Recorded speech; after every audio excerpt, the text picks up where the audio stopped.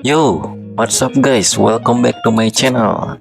Natal udah deket nih guys. Jujur gue pribadi kalau momen Natal itu gue malah excited banget guys, terutama sama film-filmnya. Nuansa Natalnya, ya pokoknya vibesnya itu kayak gimana ya? Lihat dekorasi pohon Natal di mall-mall, musik-musik Natal juga enak didengerin. Kalau di luar negeri malah lebih berasa lagi vibesnya. Ada salju-salju, Christmas market. Padahal gue tuh muslim ya, tapi ya seru aja kayaknya kalau lihat momen Natal. Apalagi kalau bicara film-film Natal, wah gue selalu nonton ulang film-film Natal tepat di hari Natal guys, biar ngerasain aja vibes-nya. Nah, berhubung Natal udah tinggal hitungan hari, di video kali ini gue mau share rekomendasi film Natal terbaik versi gue yang berasa banget vibes Natalnya. Ada 6 film yang akan gue share. Pasti kalian juga udah bisa nebak sih, kira-kira filmnya itu apa aja. Sebenarnya film-film Natal ini juga termasuk film liburan atau film akhir tahun. Jadi kalian bisa nonton film-film ini bareng keluarga tepat di momen liburan akhir tahun. Kalau bicara film-film Natal itu sebenarnya banyak banget guys. Bahkan banyak diantaranya film-film animasi. Tapi yang gua share di video ini adalah film-film Natal terbaik versi gua ya. Oke, langsung aja kita cekidot mulai dari posisi paling bawah. Di posisi ke-6 ada The Passion of the Christ. Film ini menceritakan bagaimana Yesus ditangkap, digiring secara paksa, disiksa dengan brutal oleh tentara Romawi sampai akhirnya Yesus disalib dengan cara yang sadis guys. Ini film bener-bener sadis sih. Kalau kalian kurang suka sama film beginian bisa di skip aja. Tapi kalau gua sih jujur termasuk suka film-film model begini. Di film ini kita bisa melihat guys, bagaimana Yesus disiksa oleh tentara-tentara Romawi. Dia dicambuk, dipaksa memikul salib sampai ke bukit tempat dia disalib. Dan selama perjalanan ke bukit itu, dia terus-terusan dicambuk guys, sampai tubuhnya itu penuh luka timbul gitu. Yesus udah nggak kuat berdiri, apalagi jalan, tapi terus dipaksa jalan sambil mikul salib. Itu kebayang gak sih guys? Gila sih. Tapi kenapa sih Yesus bisa sampai disiksa kayak gitu? Jadi di film ini Yesus itu mengaku sebagai anak Tuhan dan dituduh melakukan penistaan agama guys. Rakyat nggak terima dan akhirnya menuntut Yesus buat disalib. Nah, di ending filmnya Yesus tewas, tapi dia dapat mujizat guys. Kalau kalian penasaran mujizatnya apa, coba kalian tonton guys filmnya. Filmnya keren, karyanya Mel Gibson. Sebenarnya sih film ini lebih cocok buat hari raya Paskah, tapi tetap aja dikait-kaitkan sama Natal. Oke, lanjut posisi kelima ada Jumanji. Nah, Jumanji yang dimaksud di sini itu maksudnya Jumanji tahun 1995 yang diperankan Robin Williams. Oh ya, di film ini juga ada Kirsten Dunst guys, tapi dia masih bocah. Ya, jadi Jumanji adalah film yang menceritakan tentang sebuah papan permainan misterius yang dimainkan oleh dua orang bocah. Tapi bukan yang bersenang-senang, justru mereka mendapatkan teror guys setiap mereka melemparkan dadu. Bentuk terornya macam-macam dan aneh-aneh guys. Ada serangan laba-laba, kera-kera, badai hujan di dalam rumah, juga kawanan hewan yang gak jelas datang dari mana. Sampai akhirnya mereka tanpa sengaja membebaskan Alan Paris yang sudah terjebak dalam Jumanji selama kurang lebih 26 tahun. Bayangin aja guys, terjebak dalam game selama 26 tahun. Gila. Keluarganya pasti mengira Alan Paris tuh menghilang atau bahkan sudah meninggal. Nah, setelah Alan bebas, ternyata game itu belum selesai guys. Dua bocah tadi justru memulai permainan yang sempat ditinggalkan Alan 26 tahun yang lalu. Otomatis mereka harus menyelesaikan game tersebut termasuk Alan Paris sendiri. Dari situlah petualangan seru dimulai guys. Vibes Natalnya justru baru muncul di ending film guys ya. Walaupun begitu tetap aja sih film ini selalu muncul di momen Natal. Next di posisi keempat ada Elf. Elf itu peri ya guys ya. Film ini menarik guys. Buddy yang dibesarkan oleh keluarga Santa di Kutub Utara baru menyadari bahwa dirinya bukanlah peri asli 100%. Tidak seperti peri lainnya yang pada umumnya pendek-pendek guys. Buddy justru tinggi seperti manusia.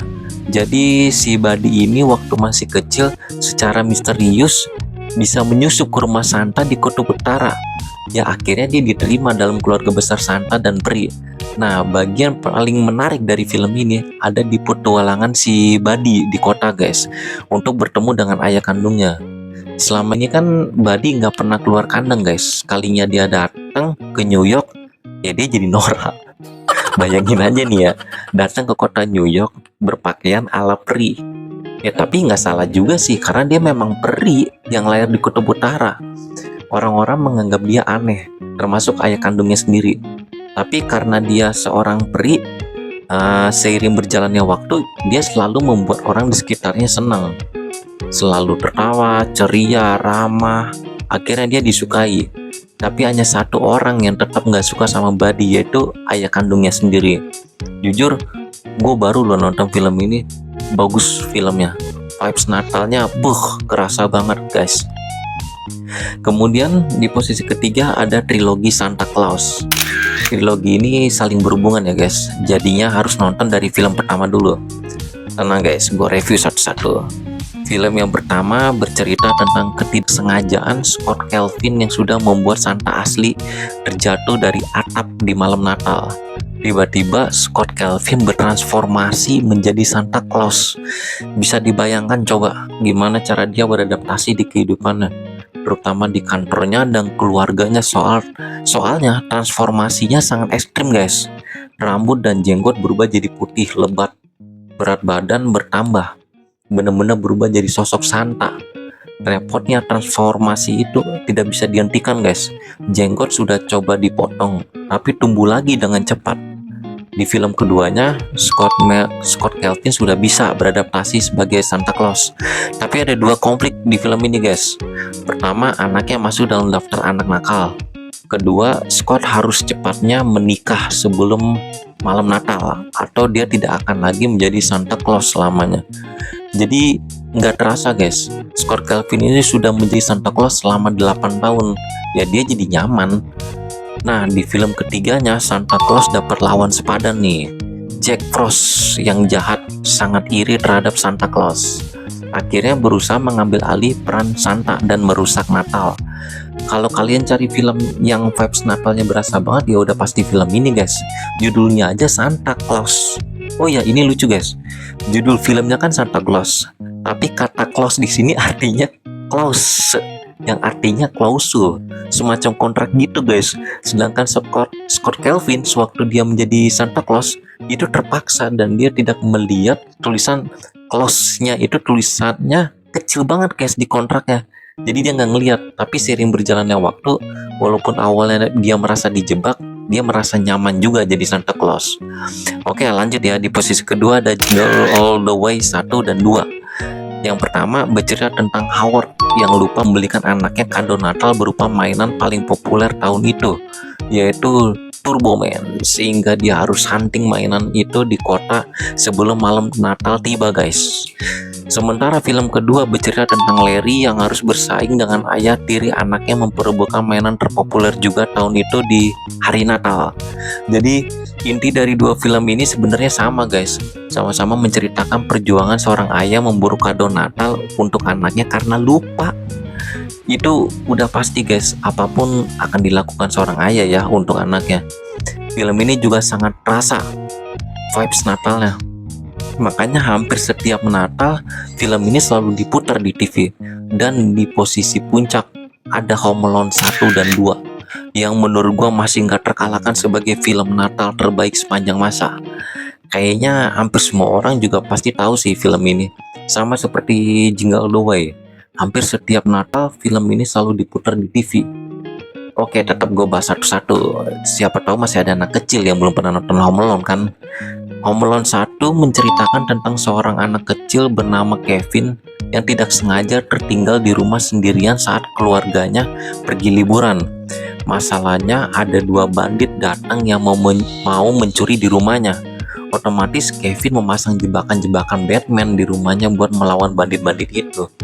Nah, di film keduanya, lagi-lagi Kevin terpisah dari keluarganya di bandara menuju New York guys, saat keluarganya pergi liburan. Lagi-lagi Kevin bertemu dua bandit itu lagi guys untuk balas dendam. Ide ceritanya menarik banget sih guys. Lucu ya, bisa-bisanya ketinggalan anak sampai 2 kali, aduh. Ya, itulah rekomendasi film Natal terbaik versi gua guys. Jangan lupa buat yang belum subscribe, silahkan di subscribe dulu karena masih akan ada video-video keren lainnya. See you guys.